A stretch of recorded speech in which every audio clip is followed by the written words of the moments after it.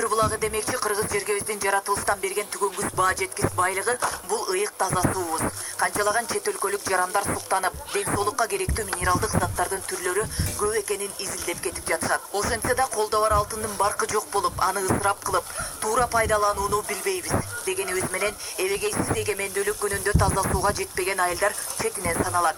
Буга бир мисал Ак Суу районунун Боз Булуң айылынын тургундардын 25 жылдан бери чечилбеген маселеси таза суу болуп келген. Бул маселени чечүү максатында 5,70 миң сомдон чыгарышып, жалпысынан 210 миң сом каражат сарптап, таза суу маселесин чечип алышканын жергиликтүү тургундары билдиришти.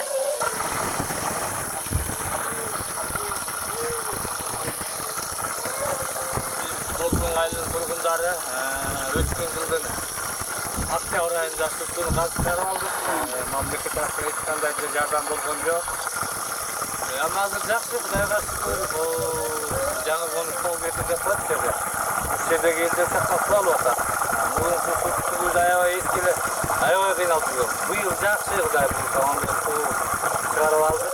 Атайын жастар уюму түзүлүп, ар кимиси ортого арпа, чөп, мал чыгарышып, аларды сатып, ортого айлык каражат койушуп, олуттуу көйгөйлөрдү чечүү үчүн көтөрүлгөн демилге экенин айтышты. Өзүбүз биргелешип, ынтымакташып, кеңешип, кептешип отуруп, өкмөт тарабынан эч кандай колдоо болбогонуна көзүбүз жетти дагы. Ар ким ушу 5 үй бүлө биригип, 5 үй бүлөдөн биригип, ушу жамаат болуп, бүгүнкү күндө таза суу маселесин өзүбүздүн күчүбүз менен чечип алдык. Биз өзүбүзгө дагы жакшы кылдык, андан тышкары суудан кыйналып аткан өзүбүздүн ушул айыл тургундарына дагы бир чоң иш кылдык деп ойлойбуз.